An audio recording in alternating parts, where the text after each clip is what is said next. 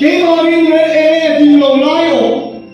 David đã khai nhận đi khá ô mà thiền muốn ta kinh mi em suộc là mi phiền là cả ngày tôi nó tê phiền cái mà hiền xua nó không mà ông nghe ông lâu ấy là chắc tuần không là chuẩn bị quay làm thế đi vậy nếuเราดูchúกันtrongใจnó là điều lần mà mình em phiền rồi cái mà hiền đi lâu lại đi lâu gió nghe ông xua nó không cái mà hiền nghe ông miền phiền là cái này đùa là cái thiên núi hiền sẽ đi xua mi phiền chắc tuần không mà mình quay tu na kan ram din mun ke ni ko na no din mun poi din ta la so mo sa tuan ko lo na mi kan hoi thu ta dia ura do ve ya ya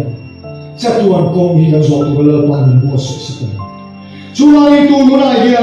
la pan siam chan na hun cha ho me ke Jerusalem kun chin me siam chan na hun la pan min pe ki ibo pelo họ đâu xoay chia ra cho ông lòng đó ít दिन tháng lệ theo Unado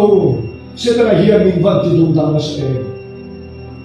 sẽ là đi đúng đắn tuan với kami vậy nên Unado sẽ là mình vẫn một sự đó đi cái thiền định chi lấy xóa căn ta khó sa làm chi à Genesis sắp hát khăn bộ lấy xua khăn mà ta làm chi khăn bộ Diablo lấy na thô sông dốc aron ti chimi phép sẽ ta lù khá aron vô kê anh à cái sự chiang thui măng do chiang này sẽ ta lù khá mò lù khá aron vô kê anh vai phi mới lâu nha vai phi mà cho lưu em vô tốt mà sẽ anh ta làm thế trong cái bàn đi xuống mà anh ta bị cho mà sẽ cái này ta lấy xuống sẽ ta lưu aron vô kê anh ta sẽ ta lấy sẽ thấy nhiều tốt mà sẽ xử lý ra cho cần hay à dia boleh boya karoma sẽ ta hiền mình vẫn bù xì tốt ruồi ắt thì mình khá vậy à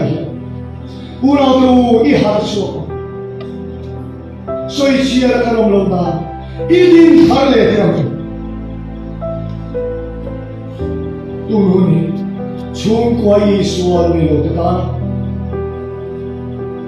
Isua câu lu hun la Isua mo câu thể hiện ông ấy bon mía lo mà na sa Isua yan kal yang hun nei do